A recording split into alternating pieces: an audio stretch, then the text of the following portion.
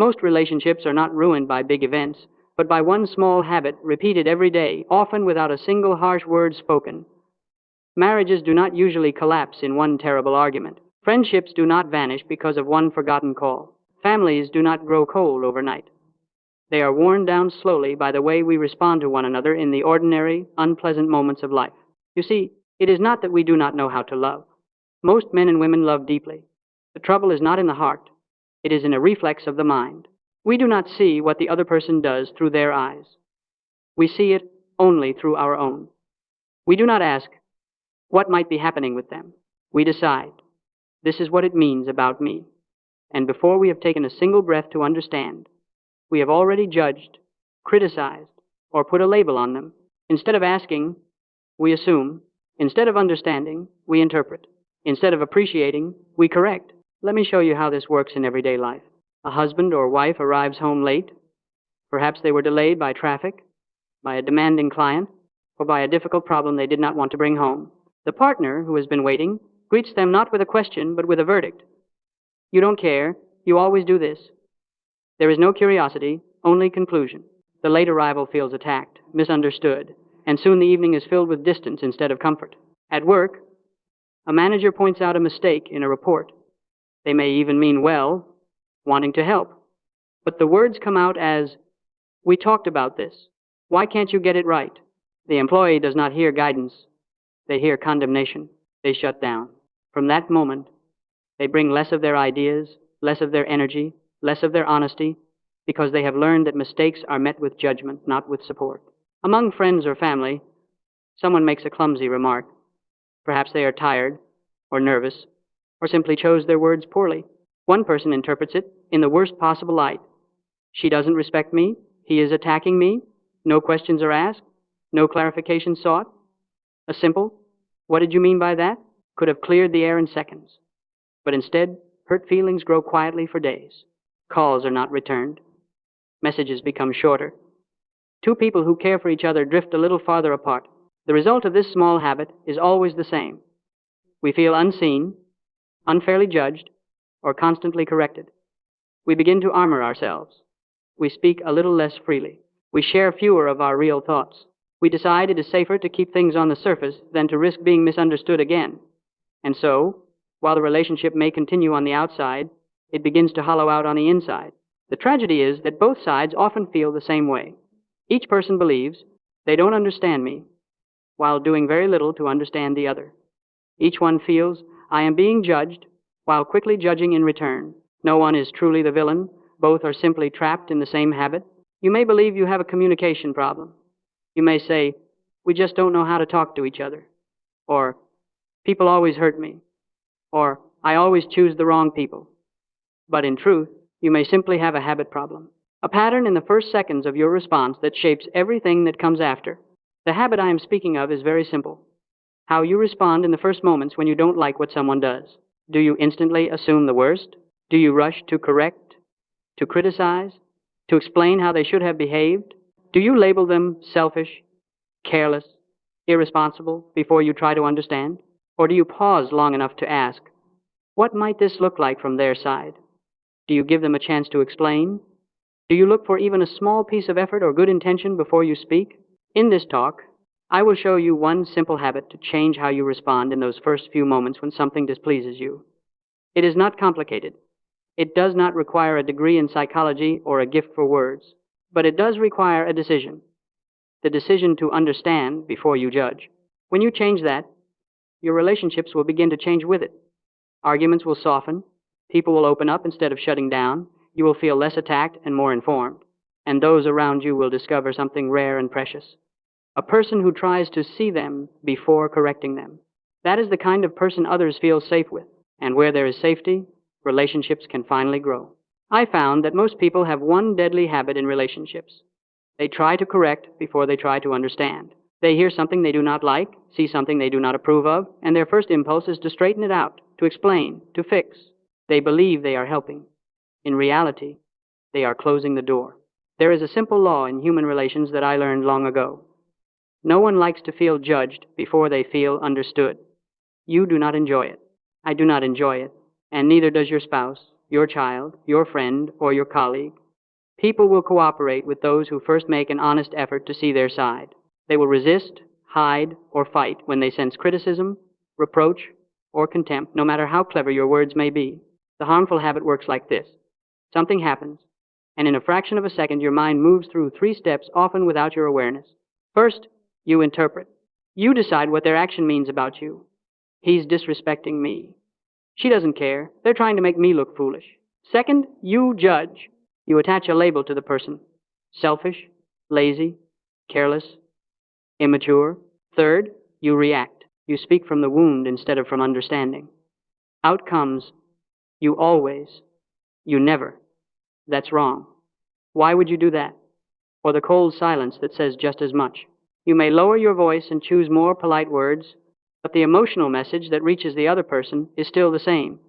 There is something wrong with you. And when people feel there is something wrong with them in your eyes, they do not lean in closer. They step back. Now let us define the new habit, the one that will begin to heal rather than harm your relationships. It is also a sequence, but a very different one. Pause, understand, acknowledge, then respond. First, you pause. You give yourself a moment before you speak, even if it is only 1 or 2 seconds. This brief pause interrupts the old chain of interpret, judge, react. Second, you seek to understand. Instead of asking, "What's wrong with you?" you ask, "Help me understand." There must be a reason. You trade accusation for curiosity. You assume there is a story you do not yet know. Third, you acknowledge something real you can appreciate. An effort, an intention, a fear, a desire. You say, "I see you were trying to help," or "I can tell this is important to you," or "You've clearly put a lot of time into this." Only then do you respond, guide, or correct if it is still necessary. This is the difference between "What's wrong with you?" and "Help me understand." There must be a reason. And between "You're doing it wrong" and "I see you put effort into this. May I share something that might help?" The first phrases attack identity. The second phrases respect the person while addressing the situation. The facts may be the same, but the feeling is entirely different. You can even turn this into a quiet rule for yourself, a little script you repeat internally. Before I criticize, I will first try to see the situation through their eyes and name one thing I can appreciate. Let us bring this down to very simple, everyday examples. A child breaks something in the house. The old habit says, "How many times have I told you? You're so careless." The new habit pauses and asks, "What were you trying to do?" Perhaps the child was trying to help, to imitate you, or to explore. You might say, "I see you were trying to do it yourself. That shows courage. Now let me show you a safer way." An employee makes a mistake in a task you care about. The old habit erupts with, "How could you let this happen?" The new habit says, "Walk me through what you tried to do." As they explain, you may discover confusion, lack of training, or honest effort. You can then say, "I appreciate that you took initiative here. This part needs to be corrected. Let's go over how to handle it next time." In each case, you are not ignoring the problem. You are changing the order. You are placing understanding and appreciation before correction instead of after or never. The habit I am inviting you to build is not about never correcting, never disagreeing, never guiding. If you truly care about people, you will sometimes need to say difficult things. The change is when and how you do it. First understanding, then appreciation, then guidance. If you wish to change this habit, you must begin in a place no one can see, inside your own mind, in the first quiet seconds before you speak. Your words are only the surface. The real decision is made a moment earlier, when you either surrender to your old reflex or choose a new response. Your first reaction is often your old habit speaking. Your second thought can be your new character. In other words, you may not be able to stop the first feeling that rises in you, annoyance, hurt, impatience, but you can decide what you do with it. Between the feeling and the words, there is a small space. That is where your power lies. So the first step of this inner ritual is very simple. Pause and breathe.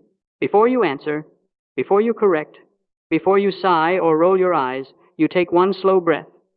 You give yourself 1 to 3 seconds. It does not sound like much, but those seconds have saved more relationships than all the advice in the world. In that small pause, ask yourself a question. What might this look like from their side? That question turns you from a judge into an investigator. It shifts your attention away from your own irritation and toward their humanity. You can follow it with a few other quiet questions. Asterisk, what might they be feeling right now? Asterisk, what were they trying to achieve? Asterisk, where is the effort behind this action? These questions do not excuse bad behavior, but they help you see the person behind the behavior. And once you see the person, your tone will change. Let me give you an example. Someone speaks clumsily in a meeting. Your first reaction might be, why would they say it like that? In the pause, you ask, what might they be feeling? And realize they are probably nervous. Instead of snapping back, you might say, thank you for bringing that up. It's not easy to speak in front of everyone. You have recognized their courage rather than punishing their awkwardness, or someone makes a mistake doing something new. Your old habit wants to say, you're doing it wrong. In the pause, you ask, where is the effort behind this action? You see that they at least tried. You may then say, I appreciate that you took the initiative to try this. Let me show you one small adjustment. In every situation, look for something you can appreciate, however small. They tried. They cared enough to show up. They were afraid but still spoke. They were trying to help, even if it came out badly. This simple search for effort softens your heart and shapes your face and voice. Now, let us talk about the signals your body sends.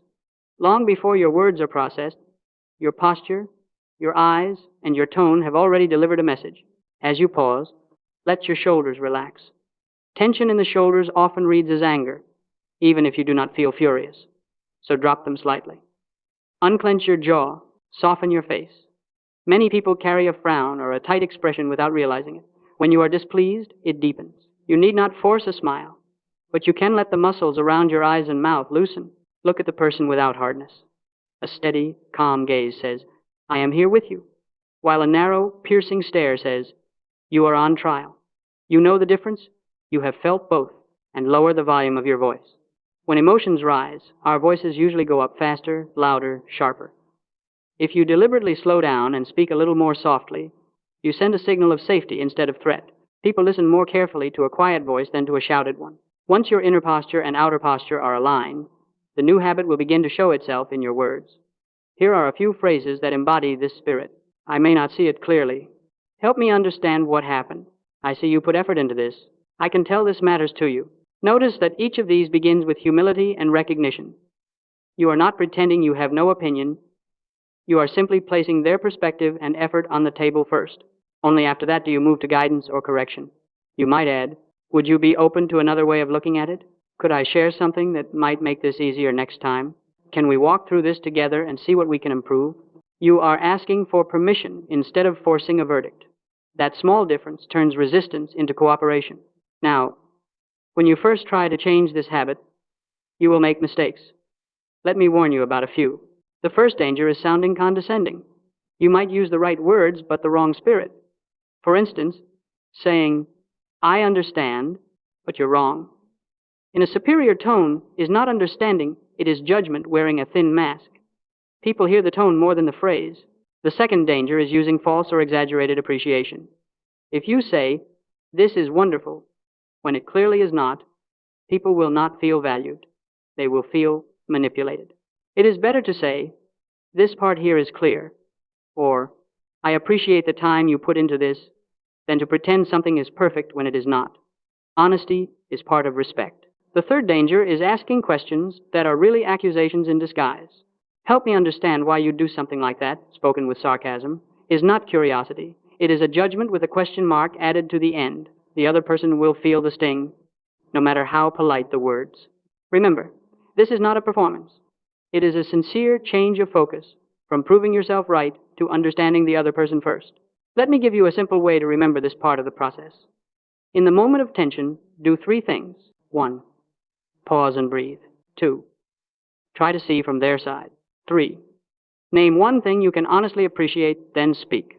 If you do only that, just those 3 steps, you will be astonished at how many storms pass without becoming a hurricane.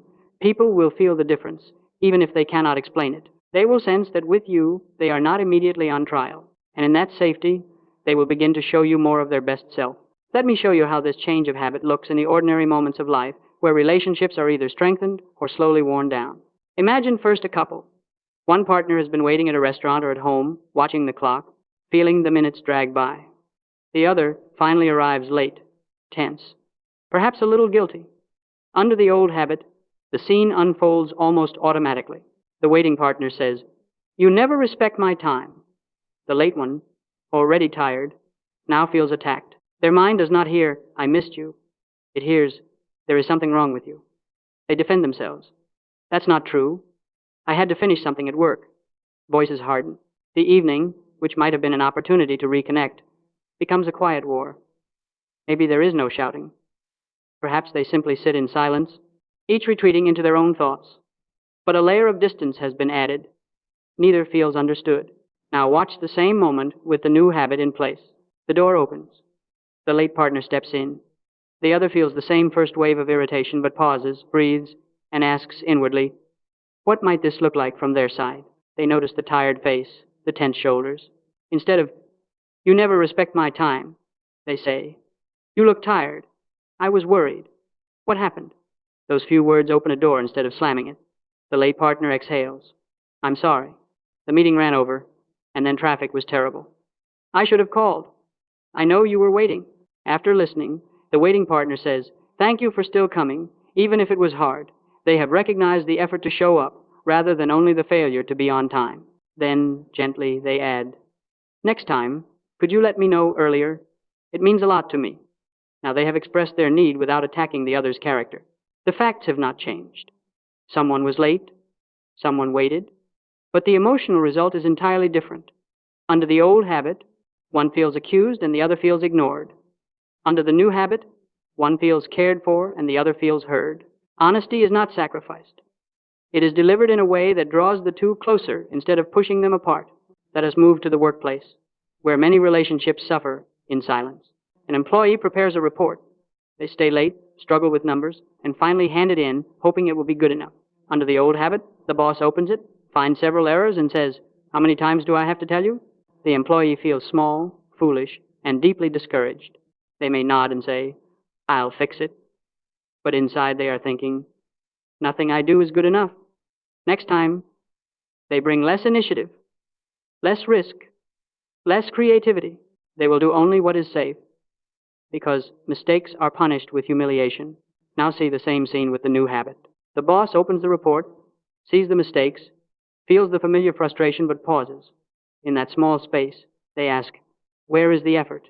and remember seeing the employee still at their desk after hours. So instead of launching into reprimand, they say, "I see you worked hard on this. Walk me through how you approached it."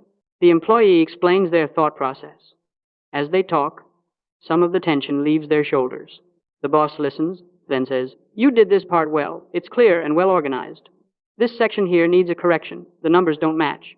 Let's go over it together so we fix it and avoid it next time." The mistake still gets corrected. Standards are not lowered, but the employee's dignity remains intact. They think, "My work matters. My effort is seen.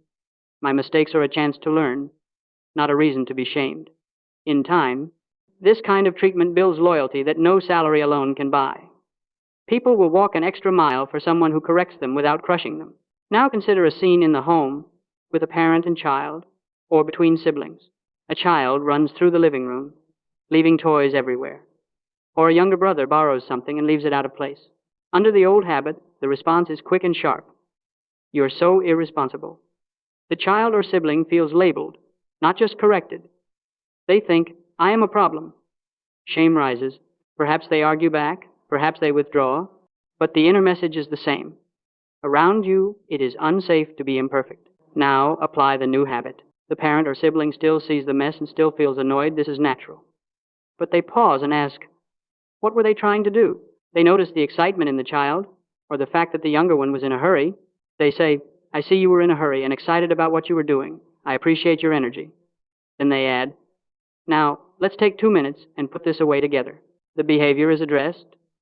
The room gets cleaned. But instead of feeling irresponsible and shamed, the child feels guided and included. They learn that actions have consequences, but they do not learn that they are a disappointment.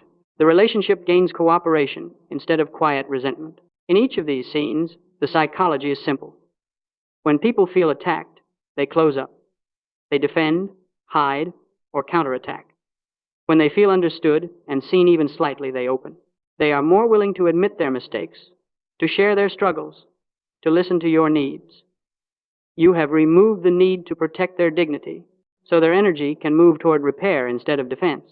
By changing your first habit in conflict from judging to understanding, you change the entire direction of the moment. You are saying, without needing many words, with me, you are not on trial. With me, it is safe to be human.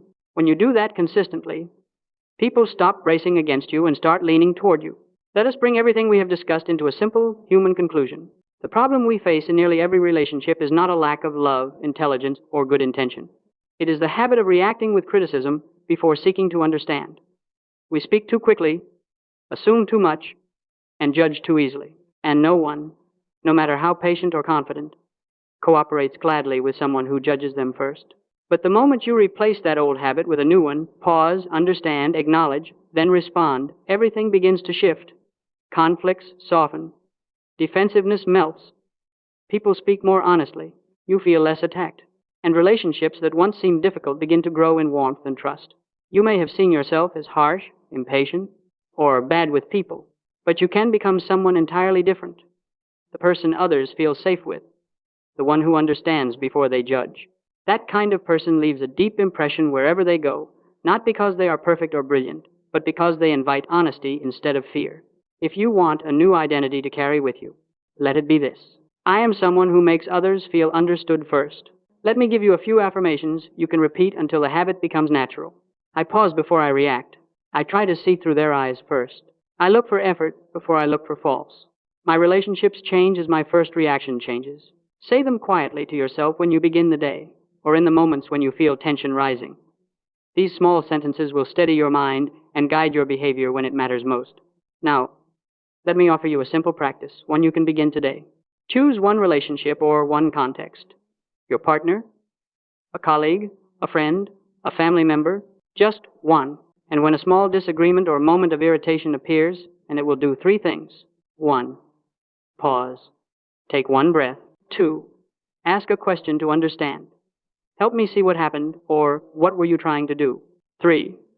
Name one effort or intention you can appreciate, even if it is small. At the end of the day, ask yourself, in which moment did I choose understanding instead of judgment?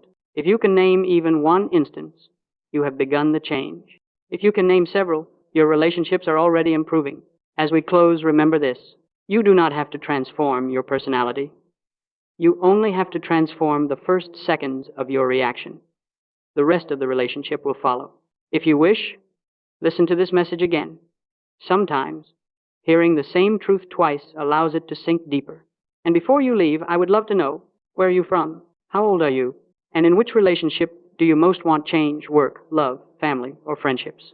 If you want to keep learning how to change yourself in small ways that transform your relationships in big ways, subscribe.